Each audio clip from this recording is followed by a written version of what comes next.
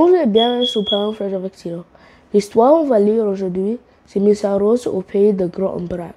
C'est au sujet de Missa Rose qui est dans la tribu Sunève.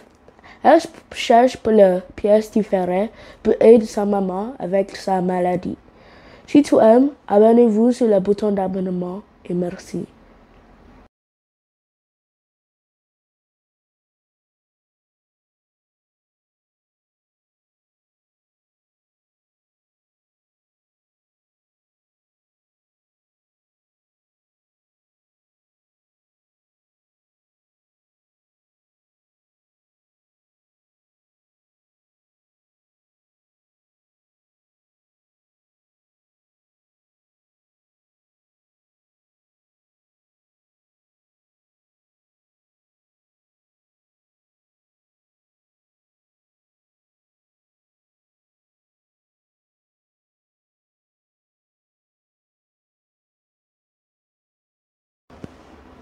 Bonjour. L'histoire qu'on va lire aujourd'hui, c'est Missa Rose au pays de Grand-Brac. Allons-y.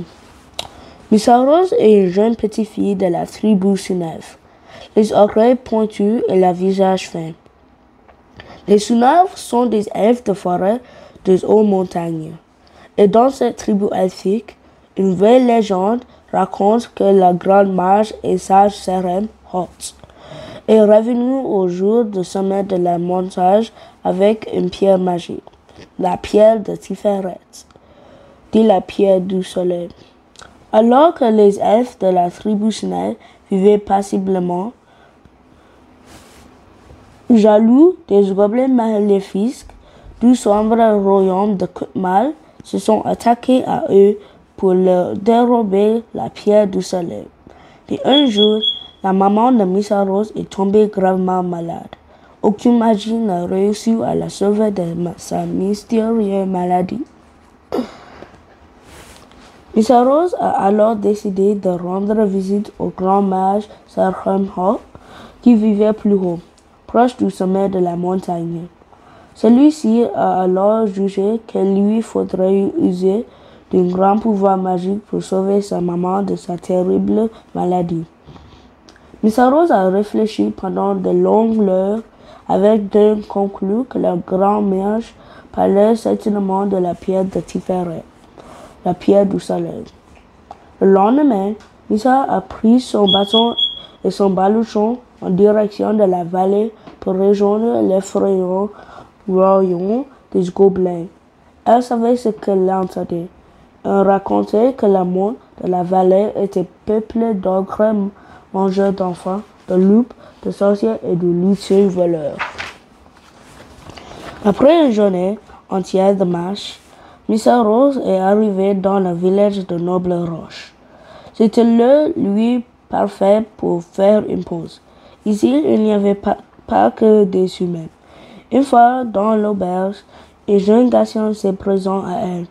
Quel hasard, lui aussi, qui avait entendu parler de la légende de la pierre du soleil, voulait tenter de la trouver. Il s'appelait Isiod, et son père magicien lui avait transmis la pierre de la lune. Ravi de rencontrer une alliée de son quête, Missa Rose a donné à accepter que Isiod se joigne à elle.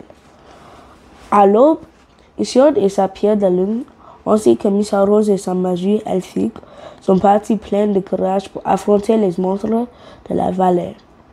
Aucun répit ne leur a été accordé. Dès les premiers jours, ils se sont fait attaquer par une bande de crapauds baveurs. Le deuxième jour, c'était une horde de fées manifestants. Et le troisième jour, un grand dragon à 3 queues. Heureusement, Isiod avait lui une épée enchantée et Missa Rose un bâton merveilleux. À eux seuls, ils ont réussi à éliminer tous leurs ennemis. Mais la pire restait à venir.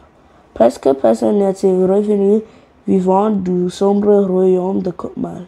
Le 10e jour seulement, ils arrivaient enfin à leur destination. Un grand panneau de bois affichait « Maudit soit ceux qui entrent au pays de Grand-Brac, grand royaume de Kutmal ». C'était terrifiant. Plus loin, derrière la panneau, ils pouvaient voir un grand escalier de pierre qui s'enfonçait vers la profondeur de la terre. C'est ainsi que le véritable quête commençait, prenant le courage à deux mains, à la rencontre du royaume maléfique des gobelins. Les escaliers sont confiés très profondément et aucune lumière ne les éclairait. Mais Hésiode avait plus d'une tour dans son sac. Muni de sa pierre de lune, à l'aide d'une formule magique très ancienne, la lumière disparaît les ombres. Plus il s'avançait et plus il devait se boucher le nez tellement l'air sentait mauvais. Soudain, des cris se sont fait entendre. C'étaient des cris de gobelins qui avaient dû être alertés par la lumière de la pierre de lune d'Hésiode. Oui, ce sont ils demandent en même temps. Il faut se cacher. Ils ont couru à toute vitesse pour tenter de trouver un endroit sûr. Là, juste là, derrière la pierre, a eu Missaros. Et c'est là qu'ils ont pu voir enfin la raison de toute leur mission. Juste derrière eux, nous, loin de la roche où ils étaient cachés, un pont suspendu mettait à une grande colonne dans laquelle était concentrée la fameuse pierre de Tiferet, la pierre du soleil. Malheureusement, était alors entourée d'obscurité. Au cœur du royaume de Kotmal, elle ne brillait plus. Hésiode et Missaros se sont alors dépêchés pour la récupérer avant que les gobelins n'arrivent et retournent se cacher. Voyant que la pierre du soleil avait disparu, les gobelins se sont précipités vers la colonne. Hésiode est alors sorti de sa cachette et à l'aide de son épée enchantée, il a violemment tranché les cordes qui tenaient le pont suspendu. Les gobelins ne pouvaient pas lui faire demi-tour et Hésiode ainsi que Missaros ont pu tranquillement retourner vers la surface. Le chemin du retour a été plus calme qu'à l'aller.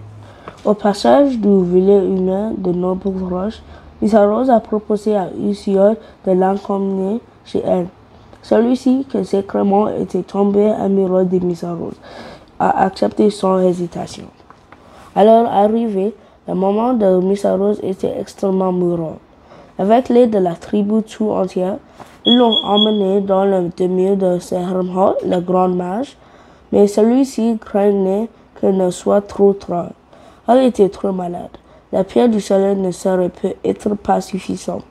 Après de grandes invocations magiques, la pierre du soleil se mit à briller très fortement. Pendant des heures, le grand mage a fait tout ce qui était en son pouvoir pour sauver la maman de Missaros. Mais en vain, la maladie était plus forte que lui. Alors que sa maman allait rendre son dernier souffle, que sa vie allait s'échapper vers d'autres horizons, Missaros a serré sa main très fort, l'embarrassa sur le front et en disant « Je t'aime, maman. Ne t'en va pas. » Tout le monde se taisait, ne sachant ce qui allait se passer. Puis tout à coup, le mal était parti. La maman de Missaros s'est redressée et put répondre à sa fille. « Moi aussi je t'aime, ma chérie. »« Hurrah !» a crié de joie toute la tribu. Il avait vaincu le mal. Plus tard, Missaros et Hésiode, après toutes ces aventures, se sont finalement mariés.